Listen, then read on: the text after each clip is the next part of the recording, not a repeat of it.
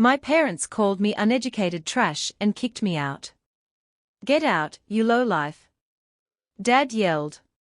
The suffocating silence inside the private dining room did absolutely nothing to soften the brutal words my father had just hurled across the table. During his milestone 62nd birthday celebration, I stood entirely frozen at the far end of the long mahogany table while my relatives stared in absolute shock. He explicitly labeled me an uneducated embarrassment, demanding that I pack my belongings and permanently remove myself from his sight. The deeply ironic part of his public tirade was that I had spent the last 4 years secretly funding their emergency medical procedures and rescuing them from bankruptcy without ever requesting a single ounce of recognition. By that exact evening, my independent enterprise had already generated over $31 million in personal revenue, but to my traditional family, I was simply the disappointing dropout who had shattered their perfect corporate script. I quietly retrieved my designer handbag, looked him directly in the eyes without raising my voice, and exited the restaurant before anyone possessed the courage to intercept me. My childhood home in Indianapolis was an environment where personal achievement was only recognized if it came attached to an expensive Ivy League credential or a traditional corporate title. My father, Charles Vance, was a hyper-rational aerospace engineer who viewed his 35 years of rigid corporate consistency as an undeniable proof of moral superiority. My mother, Eleanor, supported his uncompromising worldview with a pleasant, quiet demeanor, while my older brother, Pierce, and my younger sister, Audrey, mastered the art of saying exactly what old money relatives wanted to hear. I was always the family anomaly, converting our suburban garage into a bustling weekend marketplace at 10 years old by beautifully restoring antique furniture and writing descriptive tags that made damaged goods feel historic. By the time I turned 16, I was building custom digital checkout infrastructure for local artisans, entirely fascinated by the complex consumer psychology that dictates why a compelling story sells far better than a list of product specifications. Silas completely dismissed my entrepreneurial drive as a cute little phase, frequently lecturing me after dinner that raw commercial cleverness, without a formal degree, was just a hobby with better lighting. When I finally withdrew from my university business program after 3 draining semesters, my father looked at me with the cold, unyielding disgust of a judge issuing a permanent sentence. He asserted that no reputable institution would ever trust a college dropout with serious operational capital, while my mother openly wept out of sheer panic regarding what the country club neighbors would whisper.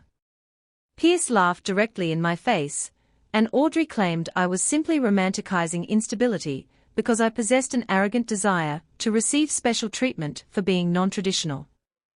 I relocated to a dim, drafty studio apartment above an industrial laundromat on the east side, teaching myself supply chain logistics, digital advertising metrics, and manufacturing margins through sheer sleepless determination. The business that ultimately redefined my entire life originated from observing hundreds of incredibly talented American makers fail simply because they lacked proper fulfillment infrastructure and scalable distribution systems.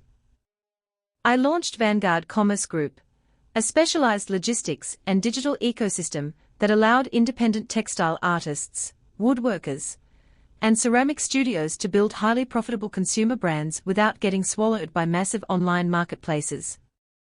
By the time I turned 32, my personal equity had officially crossed the $31 million mark, yet I intentionally concealed the staggering financial reality from my parents to protect our remaining relationship. I quietly established hidden trust accounts to wipe out my mother's lingering medical debts, provided the anonymous capital Pierce needed to close on his home, and resolved Audrey's sudden wedding vendor shortfalls before her ceremony collapsed. Silas continued to arrogantly proclaim himself the financial anchor of the family, completely unaware that he was currently driving a luxury vehicle I had entirely paid to repair. The ultimate boiling point arrived during his birthday dinner when I attempted to hand him a beautifully structured, fully funded retirement portfolio designed by my wealth management team, so my parents could finally stop living in constant financial anxiety. Pierce immediately let out a mocking laugh, asking if this was another fraudulent internet scam involving leased vehicles and inflated paper valuations, while Audrey begged me not to make our father's special evening about my personal brand. Silas stared at the legal documents with deep disgust, asking if I genuinely believed throwing unearned money around made me equal to people who had achieved success the traditional way. Deciding that I was finally finished being treated as the family secret, I calmly revealed that I had been anonymously funding their entire lifestyles for the past 4 years. Silas slammed his fists onto the table, stood up so violently his chair crashed against the floor, and shouted that an uneducated lowlife with good timing would never be considered an equal in his household. I departed the city before sunrise, permanently deleting the family group chat, packing my belongings into a moving truck, and driving toward the coast to occupy a restored historical cottage in Charleston I had purchased as an investment. 3 weeks into my peaceful relocation, Pierce suddenly appeared on my front porch, wearing his signature expression of superiority completely masked by a desperate layer of intense financial stress.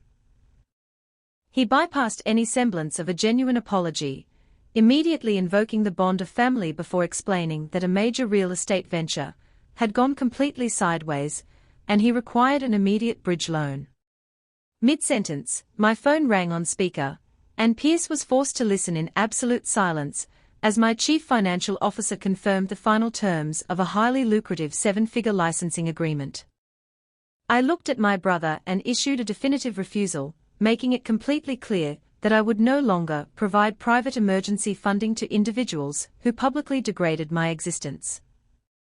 The true turning point occurred when a major regional business journal ran an extensive front-page feature detailing my workshops, the meteoric growth of Vanguard Commerce Group, and my unique philosophical approach to non-traditional corporate leadership. The article explicitly noted that the most visionary industry founders are frequently underestimated by the people closest to them, because their commercial genius does not arrive wrapped in traditional academic credentials. The viral piece quickly circulated back through Indianapolis corporate circles, resulting in immense public humiliation for my father when his executive colleagues began mockingly asking if he still believed a degree was the only respectable path to intelligence. Silas experienced a massive, stress-induced professional breakdown due to the sudden embarrassment, ultimately forcing him into a sudden early retirement package from the engineering firm he had worshipped his entire career. Meanwhile, Pierce was formally written up for corporate misrepresentation and lost his long-sought promotion after compliance discovered he had been falsely using my name to secure high-value banking clients. Audrey sent me a deeply sincere voice note, completely devoid of the usual family performance, admitting that she was thoroughly ashamed of acting as a silent spectator while our father publicly dehumanized me. The most poetic twist arrived when the exact industrial firm my father had dedicated his life to officially invited me to serve as the keynote speaker for their annual manufacturing and innovation summit. My mother began calling my phone daily, frantically texting that Silas had finally admitted he was entirely wrong, but I firmly responded that there would be absolutely no private reconciliation until they spoke the truth publicly to the community they had misled. I accepted the prestigious invitation, booked my return flight to Indianapolis, and stepped into the polished downtown convention hall knowing that my truth had finally grown far too large for them to ever make it kneel again.